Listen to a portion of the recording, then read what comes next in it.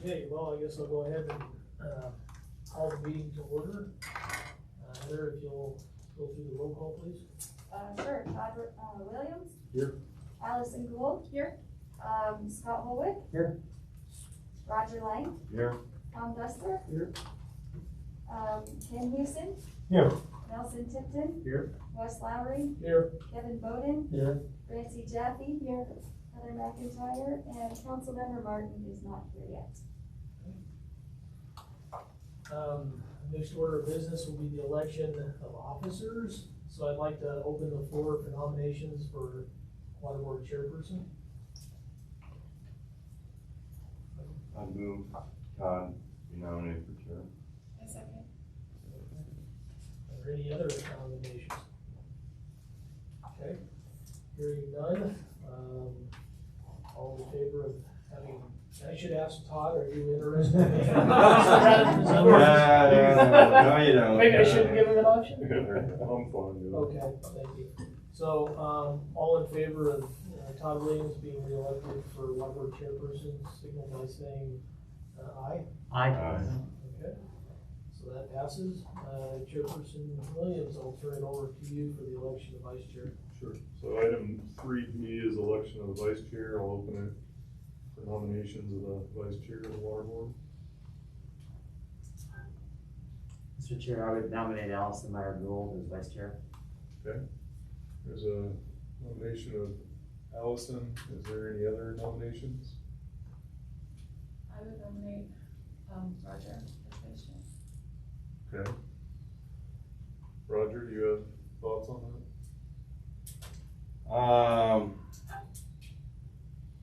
No,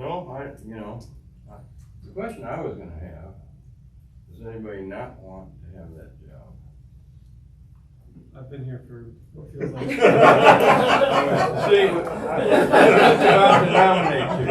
feels like 10 minutes. So yeah, I will decline, at least for a while. Okay. Well, Allison, I assume by your nominating Roger, you guys were both nominated, but just like I guess, since you were nominated, are you kind of taking your name out of it then since you nominated Roger? I'm trying to figure out how that works. Not necessarily. Okay. Scott just beat me to it. I was planning on nominating Roger anyway, so I figured I would go ahead and do that. Okay. All right. I guess we'll just take a vote on it then. I guess there's 2 nominations, so I'll start with Roger. All those in favor of nominating Roger as the vice chair, say aye. Aye. Opposed? It's hard to say opposed. Opposed to Roger? Doesn't sound right. I'll say aye, we'll make it 3, that makes Okay. it easier. So I don't know the protocol on that, since we have the 2 nominations. Do I open it up for Allison then too? Yeah, I just All right. let each one vote. Okay, now I'll just put on Allison. I guess let me take that back. Do you want us to take a vote on that, Allison, or how do you want to approach that? I would suggest that we proceed with Roger as the vice chair. Sorry, gonna butcher that, but that's fine. So thank you for both of you guys for Thanks, Al. being willing to consider that. You're young. It'll happen. With our officers now elected, I'll keep on moving on. So item 4 is approval of the previous month's minutes. August 16th, 2021 meeting minutes. Anybody have any questions, comments on the meeting minutes? If not, I need a motion to approve. Also moved. We have a motion. Do we have a second? We have a motion and a second. Any further discussion? Hearing none, all those in favor say aye. Aye. Opposed? Okay, minutes are approved. I guess the next item we have is the water status report. Nelson, are you? Yeah, it's not a whole lot, but pretty dry out there. September. We did get some snow, everybody commented. It was nice to see a little dusting up there. I said it not that I saw the other day. Flow of the St. Vrain Creek at Lyons, Gage today is 23 CFS. The 124-year historic average is 54 CFS for this date.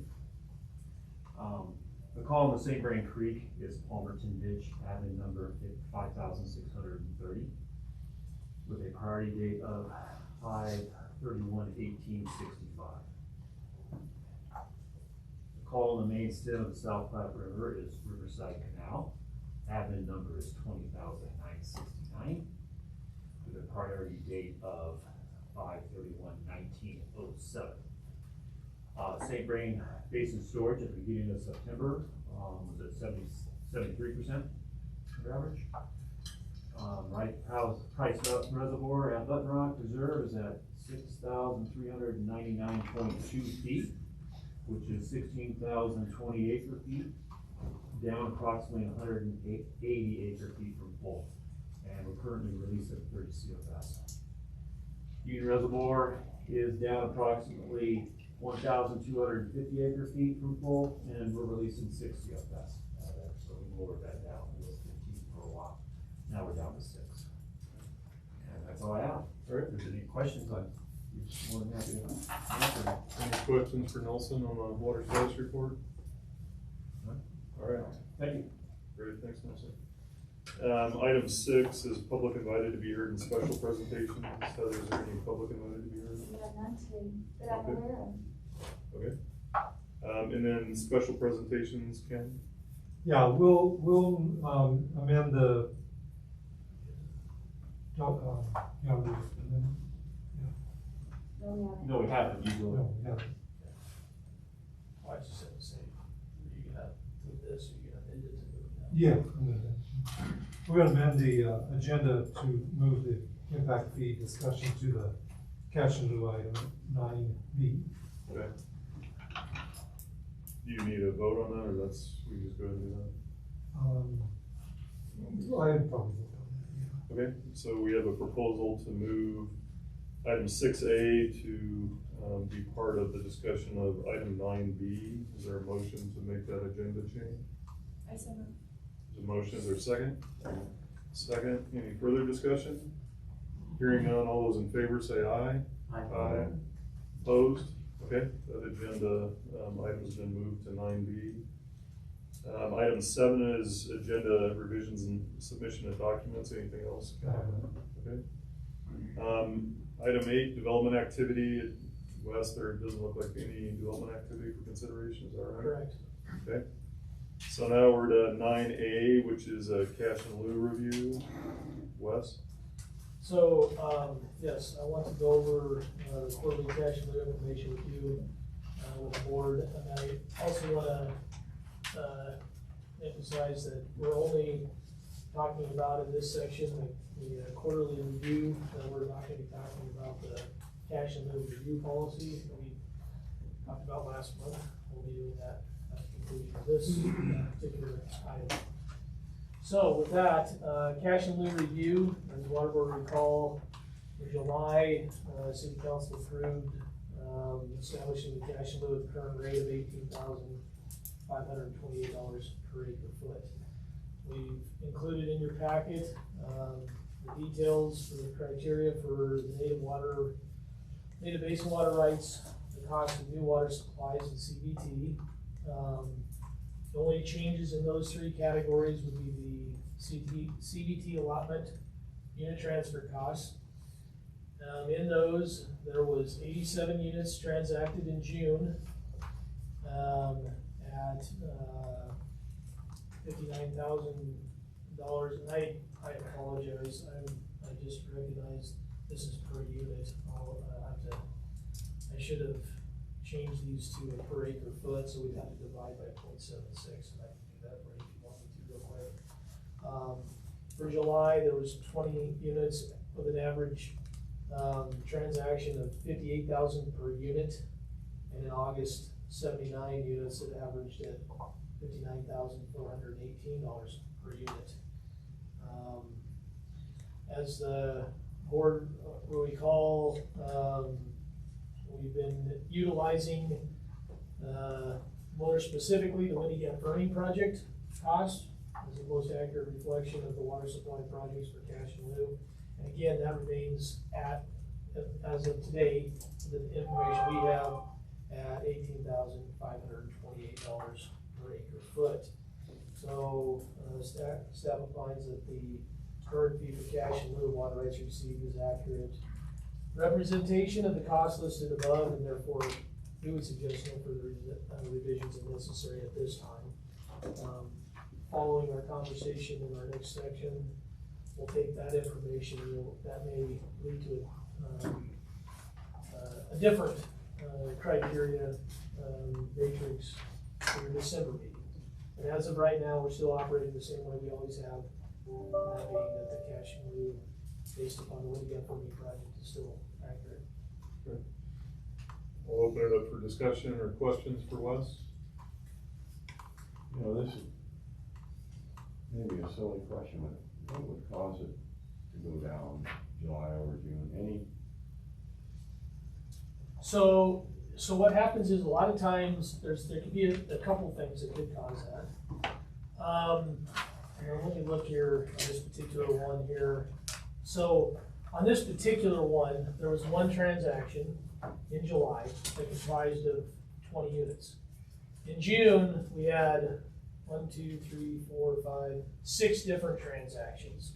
So if you think of it as buying one car in July versus 7 cars, or 7 cars in June.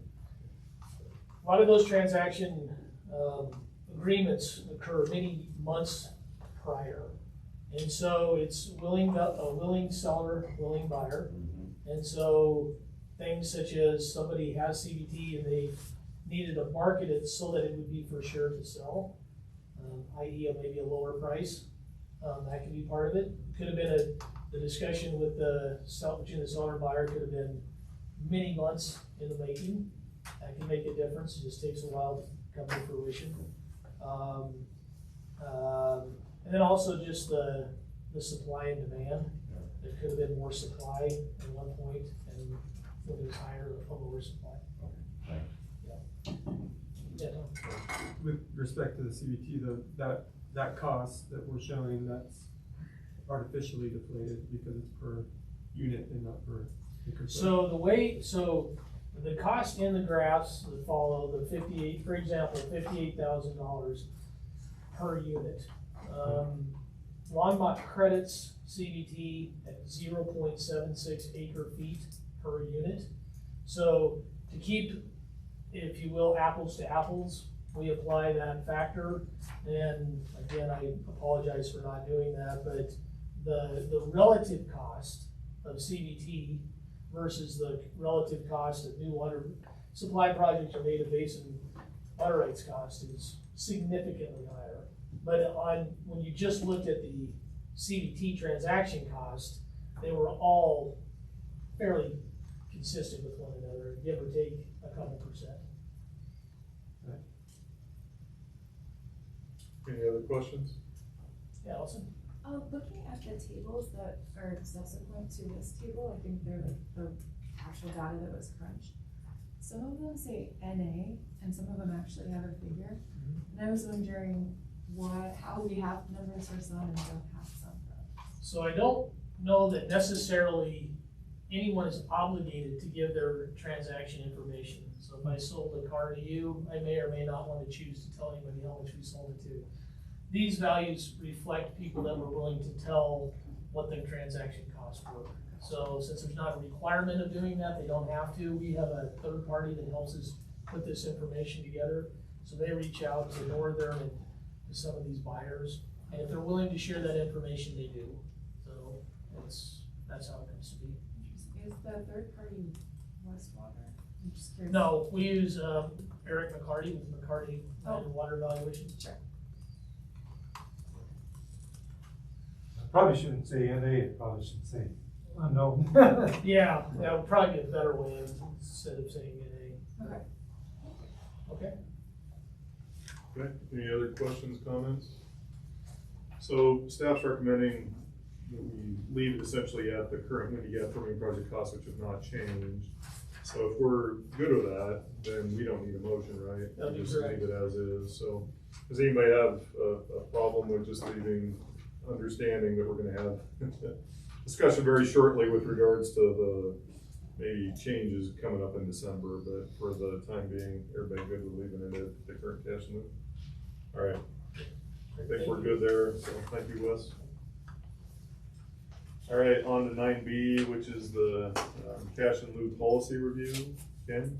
Yeah, so, water board may recall last month, we had in July, we took the June water board recommendation for the cash in lieu.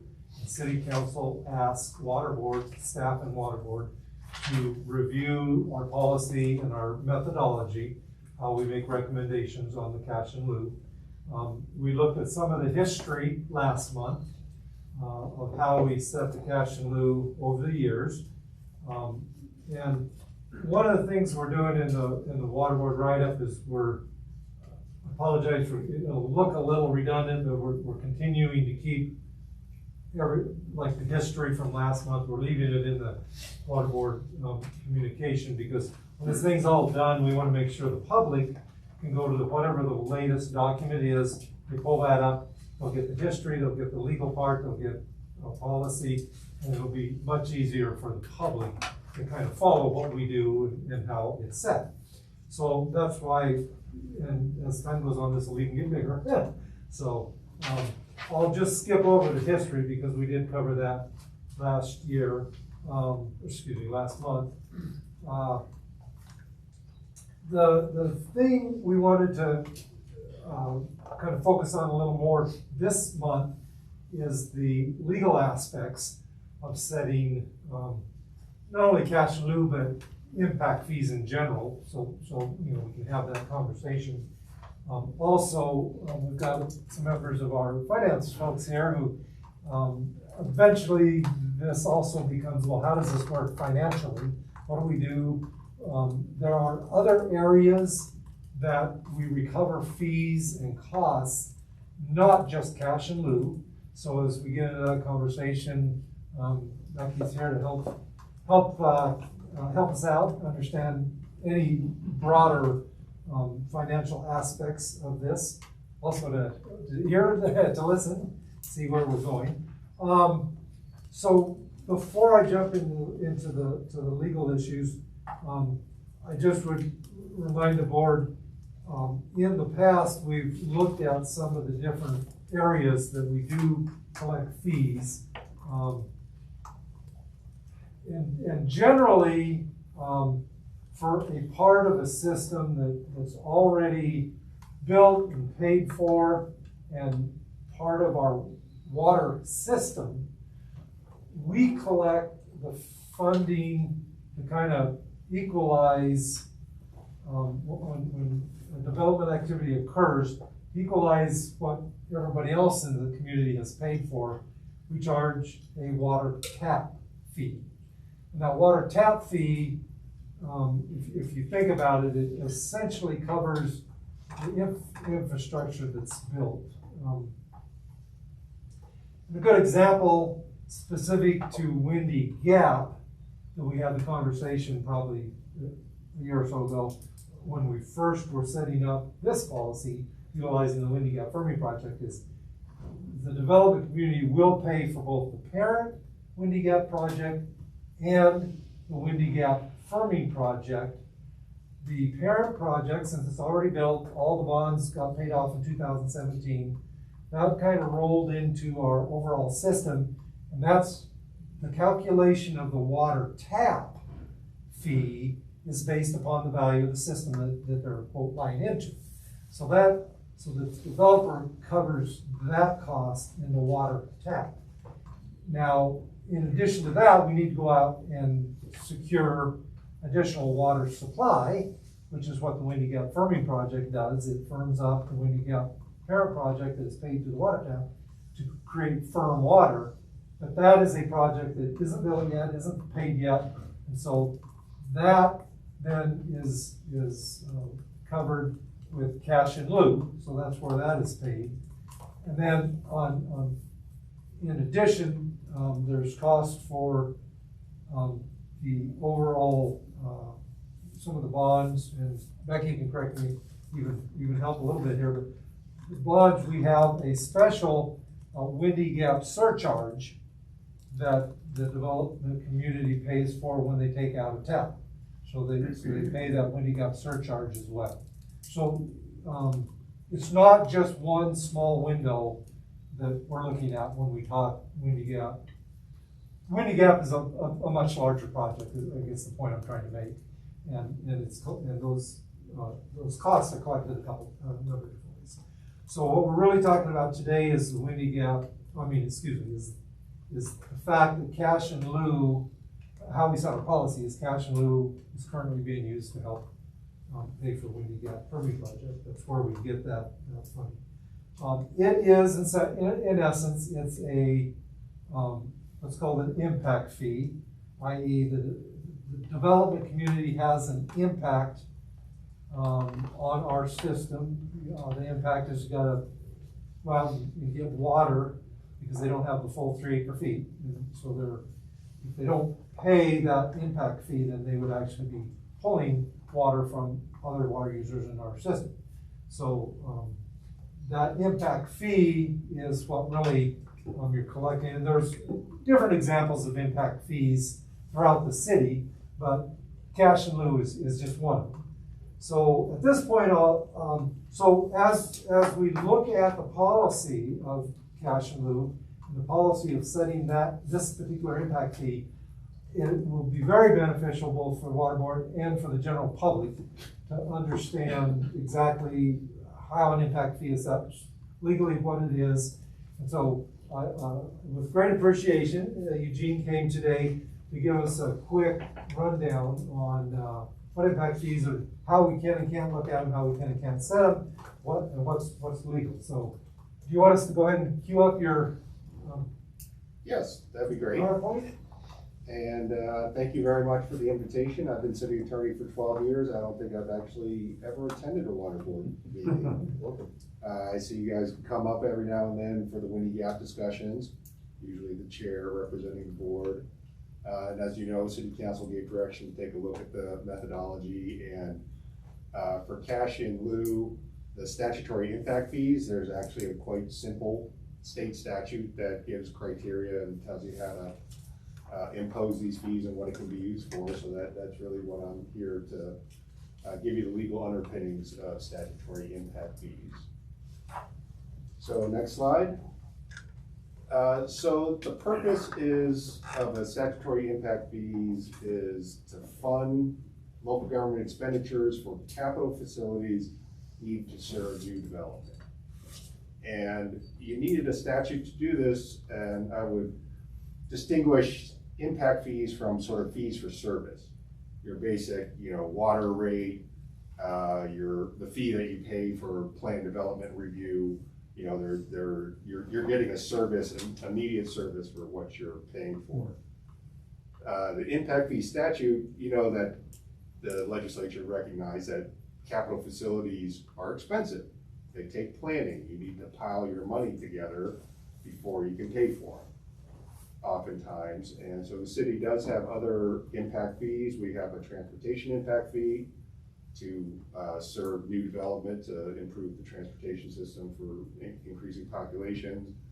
We've got a recreation building impact fee where you kind of pool up money and look at the new rec center or the new park to serve the new population coming to the community. So it's a longer horizon for these capital facilities. Next slide. Capital facility, very simple definition. It really is a useful life of 5 years or longer. You're looking at buildings and maybe water storage projects, that sort of thing. Distinguished from O&M costs, capital versus O&M. Next slide. So the statute sets forth the criteria by which you would impose an impact fee, legislatively adopted, so city council has to pass it by ordinance. In this situation, generally applicable to broad class of property, you can have a number of different types of properties. In other settings, you might have residential versus commercial. Here, you can slice it I wouldn't get too fine, you know, you don't wanna single out particular sectors. That's why, what I read in as the broad class of property. And then obviously the funds received need to go towards defraying the costs of those capital facilities caused by the new development.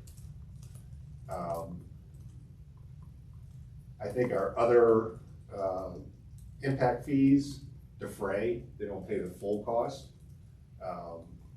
But you have that flexibility of up to the full cost of the new capital facilities. Next slide. The statute gives you some guidance on how to set your impact fee. There's a requirement for quantifying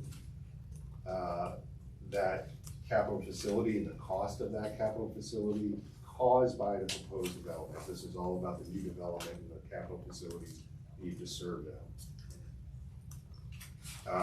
You know, the second one is it's not a profit-making fee here. We're looking to defray those costs no greater than the amount of the cost. And an important restriction is you're not fixing things that are deficient. You're looking at new capital facility or capital facilities that the new development is going to use. So I look at, say, an expansion of our wastewater system. That could be an impact fee. It's about, you know, increasing the capacity. But if we have deficiencies in our existing, our impact fee should not be used to remedy those deficiencies. Next slide. And there's just a couple other considerations that are sprinkled through the statute.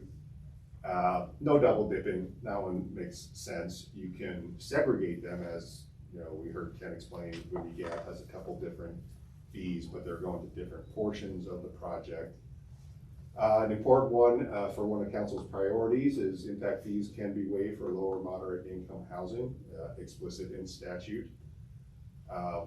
You know, I think it's important to have this explicit waiver because the statute says applicable to broad categories of property, yet you're carving out this small sector of low or moderate income housing. Could run afoul of the broad classes, but now it's explicitly legislatively authorized. And then in terms of timing, kind of makes sense. You collect it at the time of development permit or thereafter. You can go all the way to certificate of occupancy. You know, that's mostly residential. That's further down the development timeline, but you're not supposed to be collecting it before the development permit is issued. And that's it, I think. Next slide. Yeah, it's a pretty simple statute. It's in your packet, about 5 pages long. It just provides you general guidelines of how to impose legally defensible impact fees. So happy to answer a question now, or once we get into this discussion on the policy review. I was just trying to look at this last one, the timing part. You know, in a simplistic definition, would it make the most, be most reasonable to assess a fee that's close to what it really costs the municipality to provide? If you charge more, I understand, you know, but if you charge less, somebody's gotta pay for it, like the public, what have you. Is that a simple way? I mean, the more accurate or closer you represent the true cost, is that where you ought to target, or does that make sense? You know, I think there's a lot of considerations. This one, you know, I think it follows mostly in the development pays its way. And where you do try to maybe recover close to the full cost. I think there are other areas, say, recreation buildings, where you may be defraying the cost, but there's general fund dollars going in because it's more community good and distributed around the city. And then I mean, you know also well, that there's a political will to impose fees on development, and, you know, does that affect the amount of development and how development friendly Longmont is, and, you know, what are the goals for the community? And so I think you put those all together and you come up with a reasonable range for impact fees and recovery of your costs. Any other questions from me, or we can get into more of a broad discussion, I guess, after that? Go ahead. Do you wanna go? No, please. So I'm just curious about, like, I don't know exactly how to frame this question. So I know that you can't, ask for a greater cost than what we expect, or ask for a greater fee than what we think the cost will be in the moment, essentially. Because of course we can't kind of profit from this endeavor. But what if there's a scenario where we reasonably anticipate greater difficulty in securing something, or securing kind of water, for example, in the future? Is it better to kind of, is there a mechanism in place for essentially like a rainy day fund, like within city government? I know that within federal government there isn't really, or at least it's not obvious to me how that works. But is there a mechanism in place by which we slowly collect greater amounts of fees now in order to defray very future costs, not 5 years from now, but like 10, 15, 20 years from now, and build up that fund today such that then that money is spent later? Does that make sense? Yeah, it does make sense. I think it's a great question. You know, under this statute, it was adopted in 2001, there are no cases interpreting, so no challenges to impact fees. I think your question would go to that language in the statute that talks about a reasonable quantification. And, you know, I've been here 12 years, been following the Windy Gap, and there's an uncertainty factor for the Windy Gap and how much water we need and firming and build out and all that. I think that you could potentially collect greater fees than your hard cost now based on uncertainty. And, you know, the only guidance we have is it has to be reasonable. And so, you know, I've seen the justifications for the uncertainty with climate change, distribution of water, you know, demands on the resource. And I think those are all reasonable. I think, you know, at some point they'll become unreasonable. And, you know, at least the lawyer in me says we don't want to be the test case. So, of testing what is reasonable, you know, I wouldn't, I'd call it an uncertainty factor, not a rainy day, just because uncertainty sounds more unreasonable. Rainy day sounds like you're kind of making a little slush fund on the side. Well, and if it rains in the future, then we're right. Then we're all good. Right, yeah. That's probably So good. maybe that's hopeful thinking, I guess. But no, I mean, I think climate change is maybe the point, right? Like, is there a circumstance where we could charge a little bit more now, but just a little bit more to kind of build up some future uncertainty fund, right? Relative to 30 years from now when it's really Right. pretty dire, well, now all of a sudden you're charging a lot more or something. And, you know, getting ready for this meeting and the whole review of the cash in lieu, talking to staff, you know, some of our uncertainty factors that they're talking about are expansion of Union Reservoir or Button Rock, or, you know, those are reasonable uncertainty factors to have a backup plan. You know, water's critical to your community, and you don't want to be shaving it too close, I don't think. So interesting area of conversation, and at least from a legal perspective, no case law guidance. Allison, do you have a question? Yes, I did, and this is just trying to read this carefully. The statute that you provided, thank you very much for providing that and the overview. Specifically, I'm looking at, in the statute, we provided section 2A. There's a couple of lines that are really just a couple of words that I'm finding a little mystifying, and I'd love to Yeah. hear your perspective on.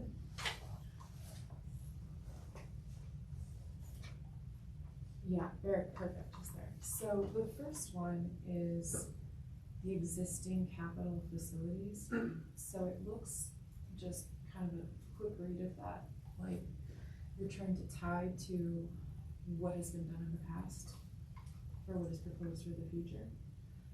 And I'm wondering if there's a way to reassess to kind of square, like kind of a reality check.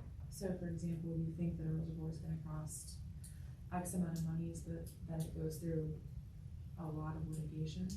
And Just, for example. That's a hypothetical. Yeah. and that same reservoir costs X times 2. Yeah.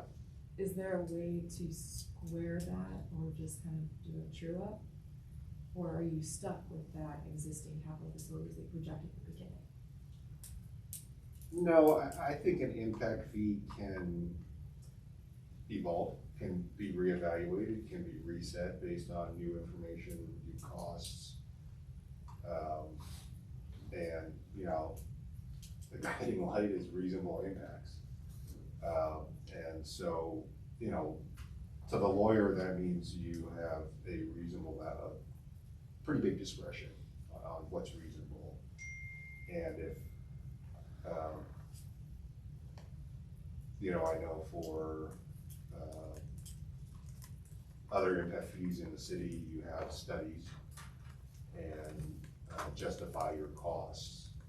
And so, you know, if litigation, if time, if materials, if construction costs, supply issue, you know, if those make your costs go up, I think you can adjust your estimated expenses and adjust your impact fee accordingly because of that new information calculation circumstances that arose. And that's a similar question to the directly related to proposed development. Similarly, it sounds like your answer would be yes, that litigation costs would be included and directly related to. Yeah, I mean, I think those are direct costs to the project. And final question is, would you interpret that some sort of a legal challenge that was dismissed would not indicate some sort of deficiency in the plan? It would just be a legal challenge? Or if there was any success in that legal challenge, if that would indicate some sort of deficiency such that it would become excluded from that last sentence of 2A? I'll give you a lawyer answer to that. It depends on the facts.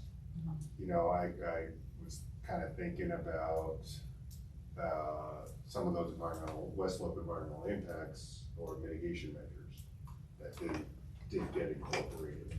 But if they didn't get incorporated and were part of litigation and denied, you know, if I would think an unsuccessful litigation does not have any bearing on whether they're deficient or not. You know, you lost. Right. And the process was upheld.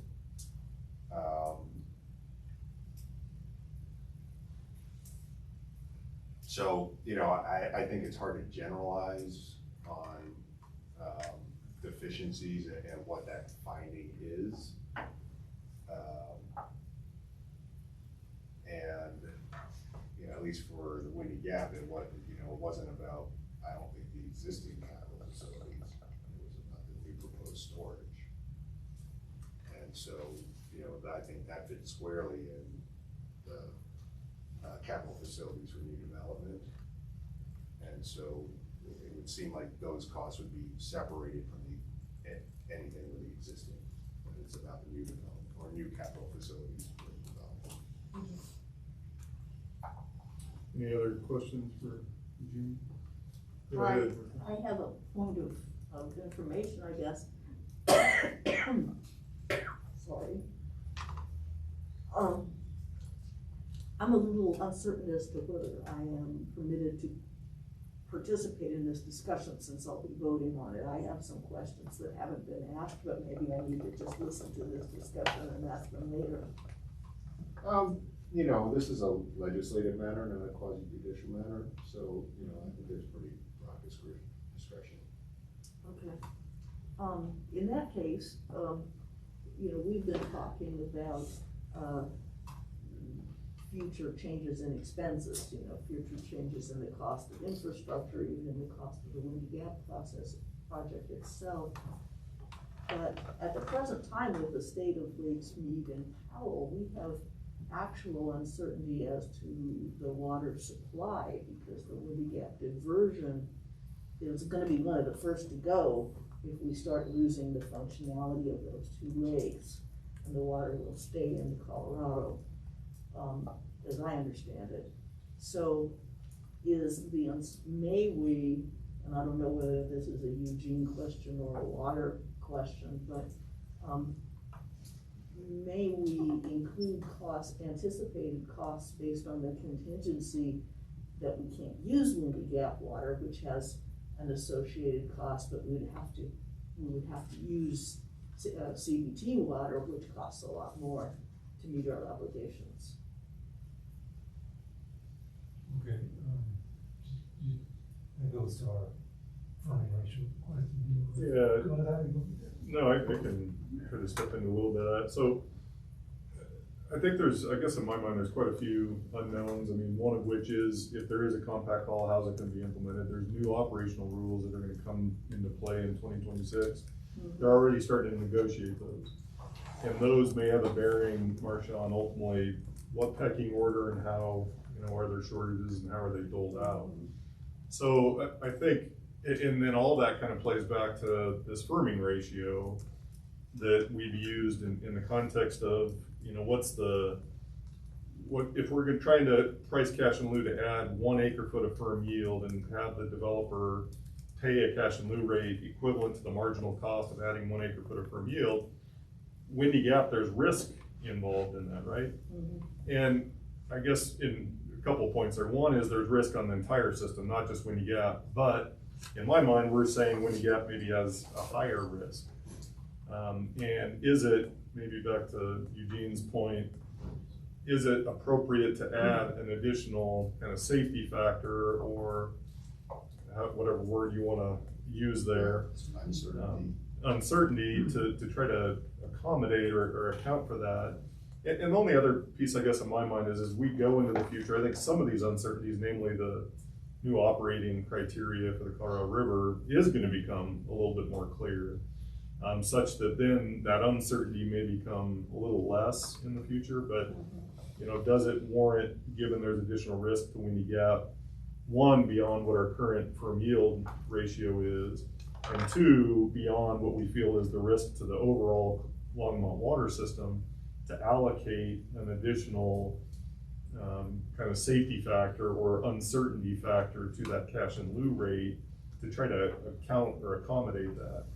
And that, I guess in my mind, is where we could try to address some of the issues, Marcia, that you're bringing up. And I don't think it's necessarily going to be binary, yes or no. It's going to be, we're still going to maybe have wet years and, hey, we can meet the obligation to the lower basin states and that allows certain diversions in certain years. So it's not going to be, it's not an all or nothing. And without a lot of modeling and a lot of assumptions on stuff that's going to be negotiated from now to 2026, I don't think we're going to have a good answer for that. Yeah. So, you know, you're putting a caliber on a putty ball is I guess the analogy I like to use of, I think we need to, what's appropriate for that level of uncertainty, maybe place that, and then we can adjust it as we get more information and maybe some of these unknowns become knowns or a little bit more known, so to speak. So in the past, has the firming ratio, was it recalibrated year to year, or was it just based on the first few years of experience, or, you know, I mean, it was computed somehow. So the first thing we have to do is, with the obvious changes in the weather that we're seeing, you know, in the last few years, do we acknowledge that the firming ratio is probably different than it was?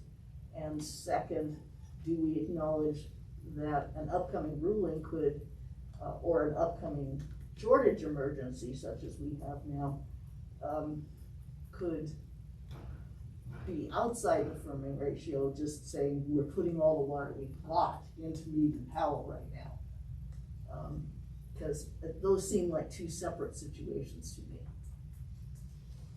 No, that's correct. The current firming ratio was developed a little earlier on during the project, the Windy Gap firming project implementation. One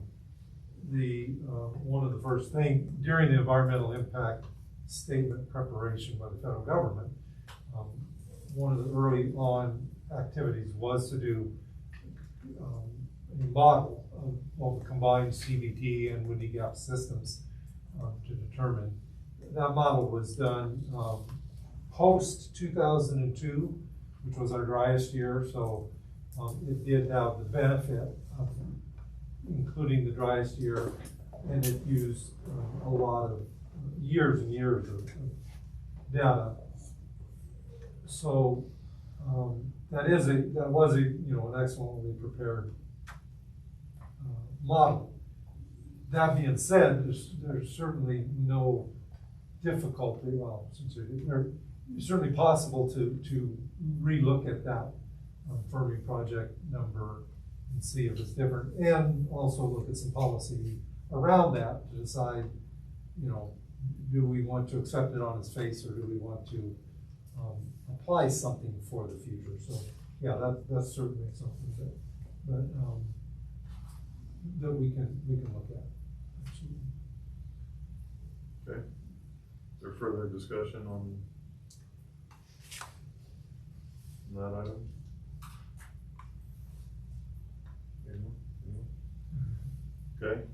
So it sounds like we're gonna have additional discussions. I don't know what your thoughts, Ken, on next steps are. I mean, we had kind of this discussion of this uncertainty, or in the context of yield associated with Windy Gap firming, what's an appropriate level of, I don't know, a safety factor, or however you want to word that, based on, climate change, the state of the Colorado River, upcoming, operating criteria that's being renegotiated, all of those items. I think that's, maybe the next step in this discussion. Yeah, actually, I was, the way we wrote this up and what we were hoping to do today was kind of take it as a two-step process. The first thing I was hoping we could do is look at our current ordinance language, which we put in under policy philosophy. In our raw water requirement policy, the current code language says the per acre foot fee for cash in lieu of water rights transfer shall be set from time to time by resolution of city council based on water board recommendation. The per acre foot fee for cash in lieu of water right transfer shall be reviewed by the water board at least quarterly. The basis for the recommendation shall include the current cost of new water supply projects, the current market value of CBT, the current market value of non-historical native basin water rights. And so that is kind of that's what when we looked at the quarterly report, that's the information that's included in that. So there's two takes on really what we're doing here. One is, do we need to go back and adjust the code language? Is there something out there that somebody wants that we should be looking at beyond the portfolio or the assembly of information we have? The second is then you look at the policy of how we set it based upon what we look at. So staff's recommendation is that really the current language we have in the code, I do believe, is sufficient. We've got basin water rights, we've got water conservation, we've got projects, we've got CBT. We have a large window of items that water board and council can look at to set the cash in lieu. And I believe that's robust enough. So I think that helps us. Then we want to step back, if that's acceptable, then we can step back inside of that kind of portfolio and say, well, what does each one of those things mean, and how do we set the fee? So I think there's enough in what the current code language has to look at. I mean, right now it could be as inexpensive as water conservation, which is 10,000 an acre foot, which is almost half of our current cash in lieu, or it could be as expensive as CBT, which is 80,000 an acre foot, much more. So I believe there's a wide enough window in what we have in code, and that, and then we can, if that's the case, and water board agrees with that, then we can go back in and look at, be real more clear on the current philosophy and look at what some different things are, how to review that in that context. So the first thing I would ask water board, if water board's okay, would be to let us know if you want any change in the code language of that ensemble of what we can look at. And then the second would be if there isn't, or if there is, we'll come back. What we need to know is what to come back with next month. And are we looking at code change to include additional additional items to look at, or are we just looking at the policy? And then once we get to the policy, what is additional information the board might want to make? Ultimately, we'll come out with a recommendation to City Council. This is how we think we should look at the policy. So I would throw that out, I guess, as my first step. Suggested step would be to think of just that window of the code. Is that code language sufficient for what we need to do? And then if that's sufficient, then we can talk about what do we want to cover, what additional information do we want to start coming back with the policy next month. Okay. There are questions, comments on that? I do have one. So the way it's worded now in that policy philosophy is current cost of new water supply projects identified in the city's raw water master plan. You're right, we've got this huge, you've got from conservation to CBT. I guess where we're going though, and I guess where my mind's going is, we're talking about adding kind of an additional safety factor, so to speak, to that. So do we need additional language? And I guess, Eugene, I don't know if you can speak to this of, what I'm afraid of, it says current cost of new water supply projects identified in the city of Longmont's raw water master plan. So if the master plan, it says 2.42, is the firming ratio, so that's equivalent to this much yield per storage, and this is the cost of the storage. Do we have the capability under the current policy as it's written to say, well, as Tom was alluding to, there's things coming down the road, namely, and Marcia was, of climate change and its impact on the Colorado River Basin. We got policy, the new operating criteria for the Colorado River. Can we fit within that current policy of, hey, we think there should be an additional safety factor added to make, the Windy Gap on a marginal basis of adding 1 acre foot of firm yield, it should be the cost plus 20% or something. Does it fit? I guess that's my question, is does it fit within that language? And if not, then do we need to get language back to make sure it does fit within that, or give us that ability?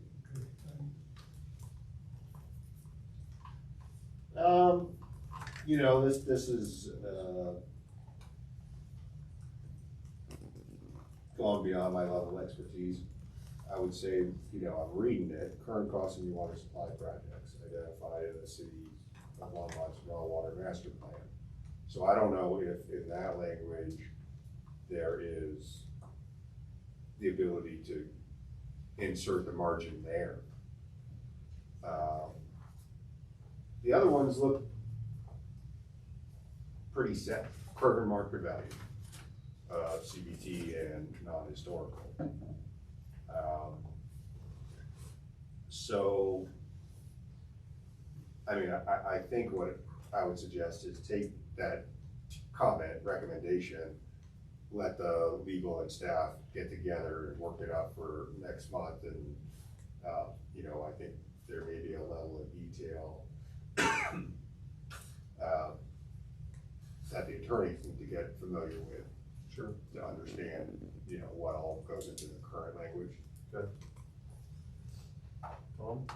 So, I guess, so sometimes I like, you know, try to put myself in the shoes of somebody that's paying the costs, right? So, I think to myself, okay, well, where's that extra 20% going?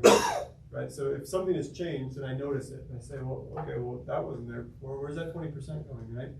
So, this maybe puts a finer point on the question that I was asking before. Can that 20% go into like literally a bank account or something to because we believe in the future there will be additional costs that we'll have to pay for? Does it have to go into infrastructure immediately, such that like maybe you all say, well, in order to deal with this, and we do need to expand Union Reservoir, and so the cost goes directly into that infrastructure? Or can the 20, so first of all, that's maybe more of a binary choice. So is that, can you put it into an account that is for the future? You know, I think so.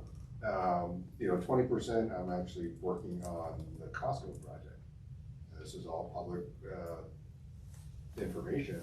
There's a 20% contingency built into our construction contracts. Yeah. You know, I know it's pretty standard for construction contracts to have a 10% contingency. I think kind of the concept we're talking about in this uncertainty margin of error is the contingency.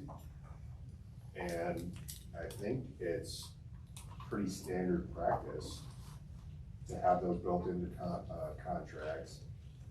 I think that the contingency is probably increasing given the, you know, the supply chain and all that dynamics going on now. I generally think it's reasonable under the impact fee criteria, you know, reasonable quantification of the expenses. It's reasonable to put a contingency in there. That's what people do when they plan these projects.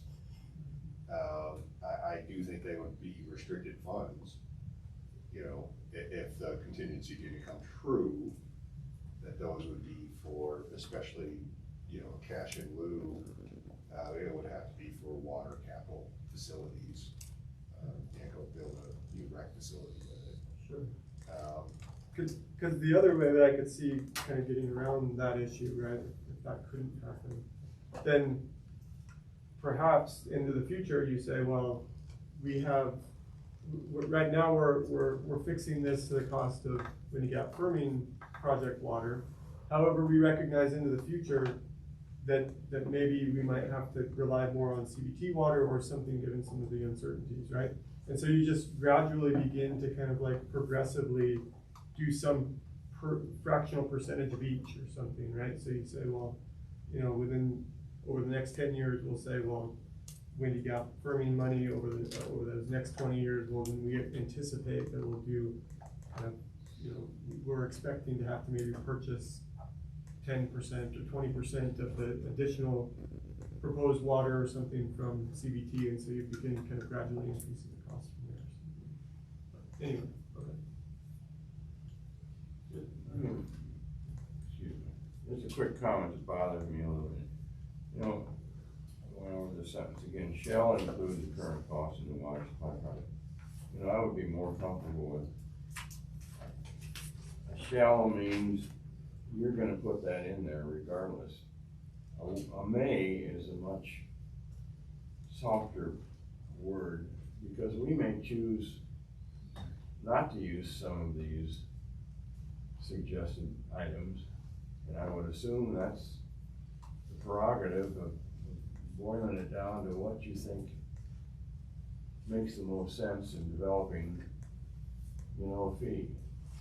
Marcia last time was talking about, you know, cost for water projects is up and down all over the place.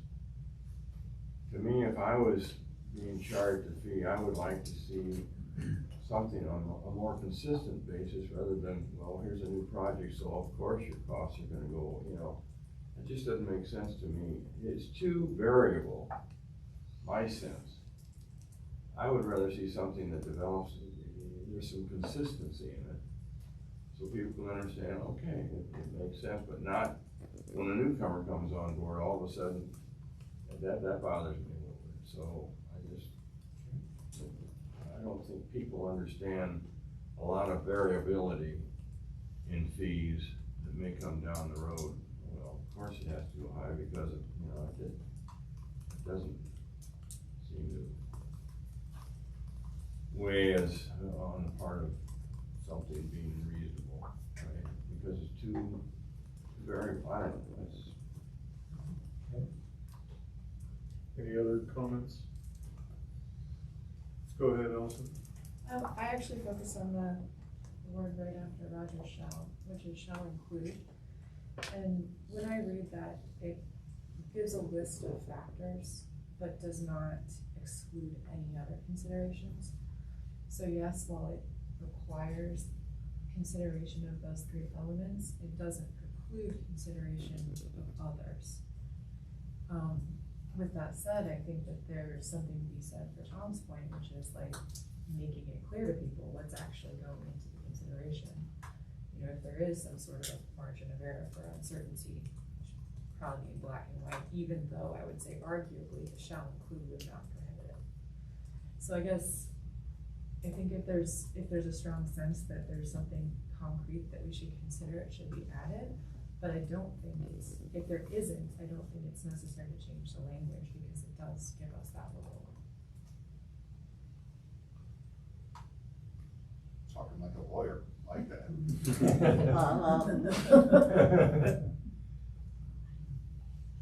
So as far as next steps, it sounds like you guys will get together, maybe take feedback, come back to us with something based on the feedback you think will happen. I mean, the only last piece I'll add that is Tom was speaking is, you know, we've got Windy Gap firming, and then beyond that, what we've talked about, at least in the context of my mind and the master plan, we've got the Union Reservoir Pump Act, right? So to the extent that Windy Gap doesn't yield as we anticipated it will, and we add a 20% factor, because, you know, if we're having less yield, we're adding cost to try to make them pay the kind of marginal cost of adding an acre foot. That only gets us so far, and then they're gonna have to, Longmont's gonna have to start implementing the Union Reservoir pump back project to try to make up the balance. So in the interim, the money maybe could even go to pay down the bonds, you know, use all of it for that purpose, and then once that's gone, you know, we've sold all of the Windy Gap yield we have. Then I think the money that's coming in on cash in lieu, I assume at that point, to the extent Longmont hasn't met its build out and still has water demands coming, then it's gonna be planning and implementing the Union Reservoir pump back or whatever that project is at that point, so. Anyway, so it sounds like we'll get some feedback, next month. We can consider that in advance of hopefully November, trying to fine tune it so that the December meeting, we kind of have the new policy in place such that we can set the cash in lieu at, you know, whatever we feel is appropriate, or a recommendation, I should say, to the council to set the cash in lieu, and then Marcia can have fun with council. I don't know how many of you guys listened to the discussion by the public about this topic, but I would encourage it, since, you know, you are gonna give another bite at this apparently, because there were a lot of interesting points made. And I usually don't agree with the public who has points to make about the water, but this time I thought some of them had points. Which meeting was that? Oh, I was afraid you were gonna ask that. Sorry, I always ask. I was wondering if maybe we could identify that and have it be distributed as a link. We'll get you that information. That'd be great. I don't have it at the tip of my fingers. It's Don't have it for it. second regular meeting in July. Very good, July or that helps a lot. July 26th, wasn't it? Wasn't it part of the cash and leave? Yeah. So we have August 14th, I think. We'll get that. If you could get it and forward it to the board, I. We'll forward it. Just a link to the video, audio option. Yeah. Great, thanks. Yeah, that'd be wonderful. Because we All right. have a review. Council. You didn't have anything else on that? I didn't have anything else, no, I appreciate your input and helping give us more direction on where to go. Okay. Just a quick one, Ken, because I don't have it in front of me, but identified in section 1405-060, the current market value of non-historical native basin water rights. I don't suspect that includes the market value of Windy Gap units. And I don't see where the Windy Gap units would be considered, but I suspect as the project matures, there may be purchase and sale of Windy Gap units. Like You people know- that have too many or don't have enough, and that's a market-based additional supply source that I suspect the city might have an interest in. That's a really good point, because, the PRPA did sell some of their units, and we have not in the past included that in the list of water rights, but that, we probably should. Now that you've got to the point where there's a actual plan and there's building going on, those will be more fungible than they've historically been. There's less risk to selling them. Yeah, good point. We'll pull that data. Because so far, our assessment of the value, or our assessment of the cash in lieu, based on when you got Furman, that's been based on the construction. The construction, the Yeah. Fermi project, Of the Fermi, rather than the yeah. Heron project. Right, the native basin water rights listed here, McIntosh and Ogilvy did. Trans-Basin. Correct. Right, I just, Okay. All right, so we're on to item 10A, which is the Windy Gap Permitting Project update. Ken?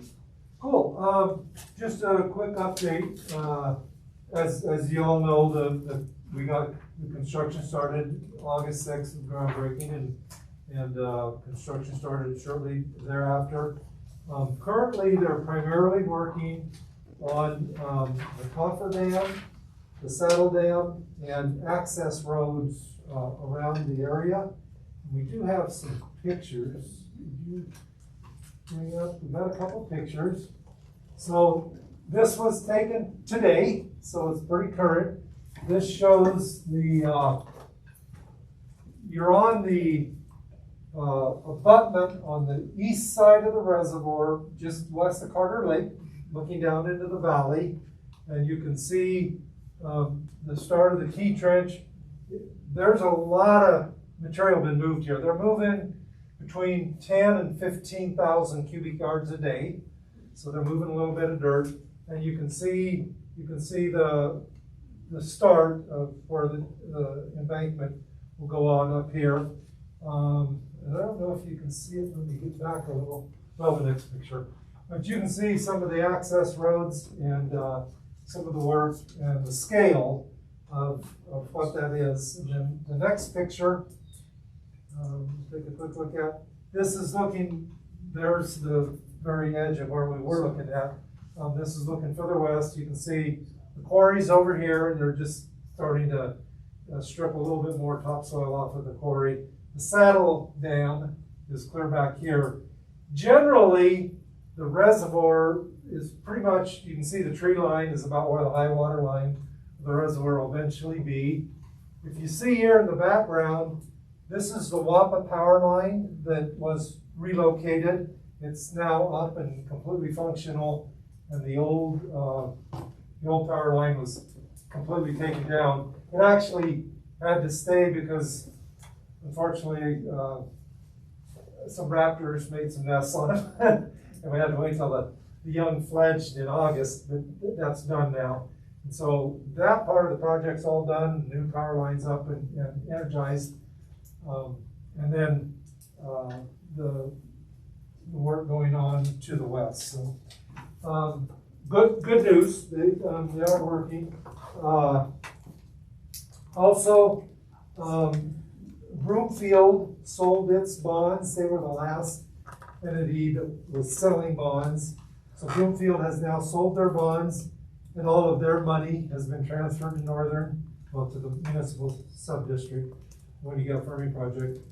So 100% of the funds are have been, all the bonds, including the pooled financing for other participants, has all been sold. All those funds are up at Northern for the construction of the project. So that's good news as well. And there's also at the start of construction triggered a number of the mitigation payments and mitigation efforts through the permitting process. So been about 8 to 10 million in mitigation costs. A lot of that money's been pushed over. Some of it went to the State Division of Wildlife and other, and some of it went to the Fraser Water and Sanitation District for construction of a wastewater treatment plant nitrogen removal project on their wastewater treatment plant, which is some of the mitigation for to prevent introduction of additional nutrients into the Three Lake system. So a lot of that mitigation has gone on, and that's all I got, Mr. Chairman. We're kicking the project off, and it's going. Any questions on that? Great, thank you, Ken. Next item, 10B, is the St. Vrain Forest Health Partnership Project update. Ken? Yeah, just real briefly on this. As my board may recall, City Council had entered into a kind of a joint agreement with Boulder County and Longmont and Boulder and a lot of the fire districts and some of the watershed protection groups to do joint and large scale forest mitigation work. Locally, it morphed into what's called the St. Vrain Forest Health Partnership project that's being led. The public information part of that's being led by Left-Hand Watershed Center, which we'll hear a little bit about that at 5 o'clock when they give their presentation. One of the projects they're working on. But more specifically, the U.S. Forest Service is really getting a good start. Unfortunately, because the U.S. Forest Service is one of the partners in this overall effort, which since they own most of the land west of here in the mountains, they are required to do an environmental review of their project as they would with any federal action. They are doing quite well. I mean, they're well into that, and they're probably halfway through their efforts. We won't see or hear much of that because the federal government kind of tends to go off in the corner and do their work, and then they come back and here it is. But it's just going to take getting that done before that part of it can go.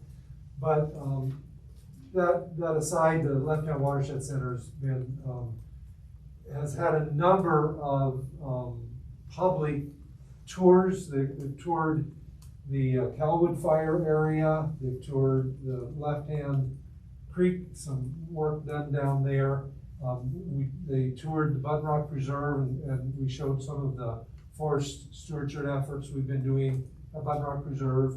And it's being very well received by everybody that does and attends the tour. And they've also been working with the Left-Hand Watershed Center to start doing public outreach. That's where the Watershed Center really helps. And the federal government is, or the city or Boulder County, it's hard for government to come out and say, "Hi, we're from government, we're here to help."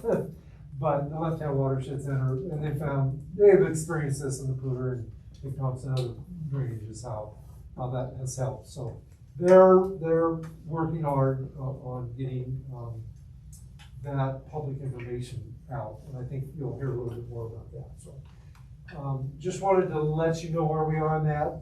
Unfortunately, still waiting on the federal EIS, federal environmental process. Once that happens, it's still about, I think they're looking mid next summer to have all their environmental work done. and then we can start looking at projects, and once that happens, that's when some real work, large-scale work, multi-jurisdictional work will go on. So as we get into that and get more information, we'll continue to update the water board on it. That's all I have. The goals of that project seem to overlap a bit with this new climate conservation core thing that the governor announced this week. Does anybody? I'm just curious whether there's any overlap with some of the state level proposals. Yeah, there's, in terms of overlap of work, there won't be overlap of work. I could see those state efforts are gonna help fund, and they're gonna help maybe provide, if they do a conservation core, you could bring that core in to help do some of the forest. Sure. Forest stewardship, really honestly, some of it is controlled, is burned, where controlled burns. You want the professionals out of those. Yeah. But also it's going in, before you burn, you gotta go in and clean and clear and grub and cut. Right. Some of that's just back-breaking, hard work. And certainly conservation cores can be used to help bring some of that material out before you start a prescribed burn, so it doesn't get away from it. So yeah, I think they could certainly work together. Any other questions? Okay, thank you, Ken. Item 11A is a remote attendance policy. Ken or Wes? Yeah, I'll go ahead and just kind of cue it up. So there's really two aspects of the remote attendance policy hopefully we can talk about today. The first is real simple. The city manager has asked all of the boards and commissions to kind of give him feedback on what your preferences are for board meetings and remote attendance and that whole subject from a long-term perspective. And then there's the short-term perspective of with the more recent increase in some of the variants and whatnot, we want to really ask two questions. One is the board in the next couple of months from a COVID perspective comfortable with continuing to have our in-person meetings, and so that's a short-term answer. And then the longer term is the board's current policy doesn't allow remote attendance other than during a prescribed emergency, which is what the city manager declared an emergency. City council, went remote. All the boards and commissions went remote. So that's currently what that is. And then luckily Eugene's here, so I'm gonna prevail on Eugene to just kind of maybe fill the board in a little bit on kind of the legal perspectives of having remote meetings and if, depending on what water board would like to do, where we might be able to go there. Yeah, so I look at these from an open meetings perspective. Boards and commissions are covered under the open meetings law. And the open meetings law generally says, government business should be conducted in public. There is a right of citizens to observe. Oftentimes we provide public invite to be heard or public comment periods. Those are not required for boards and commissions. They are required by the charter for city council meetings. But I think it's good sort of transparency and community engagement to provide that opportunity. So at least from my perspective, there aren't a lot of legal restrictions if you guys want to remote or not. And I think it really is up to different boards and commissions on their own preferences. We've been working with Planning and Zoning Commission. They did go back remote. That is a good test case because they do quasi-judicial proceedings with land use applications with property rights. So there's a higher level of scrutiny and due process. As an advisory board, you guys generally aren't going to get in trouble by not strictly complying with the open meetings, but I really think there is a lot of discretion for the board to express its preferences and conduct the meetings the way they want to, as long as there's the ability of the public to observe. Anything else, good? That's all I have, just. So, it sounds like you want, I guess we could just do maybe a hands up kind of a vote of during COVID, what does the board feel in terms of in-person, hybrid, or virtual? So, and then I guess the second question is long-term, in-person, hybrid, or virtual? And I guess that would be absent a city declared emergency, right? So the first one is during the COVID, the near-term situation, I guess a show of hands for who would prefer just purely an in-person meeting and no hybrid or virtual in that situation. Is anybody vote for that? The hybrid model. So that would be in person, and then you'd also have the capability of doing virtual if you wanted. So, and then lastly would be just all virtual. Does anybody have a preference for that? Okay. And there's no strong preference? Sorry. Couldn't find something about it with good faith. And then long-term, same thing. I guess long-term, we're talking about absent a emergency order, in-person, hybrid, or virtual. So long-term, in-person. And then hybrid. And then virtual, purely virtual. So did you guys get the feedback you needed? Yeah, we did.